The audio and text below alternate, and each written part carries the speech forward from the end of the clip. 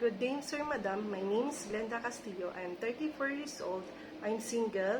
I have 2 brothers and 2 sisters. I graduated high school.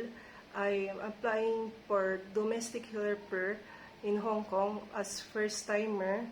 I have work experience here in the Philippines. I am taking care children, a child, and I do cleaning the house, cooking, washing, and ironing the clothes. I also play with the children. Sometimes I do tutoring or reading books and playing. And I just done my training in TESDA, my NC2 domestic helper. I've learned how to cook Chinese food and basic Cantonese language. I hope, please you hire me, madam, because I am loyal, honest, and responsible.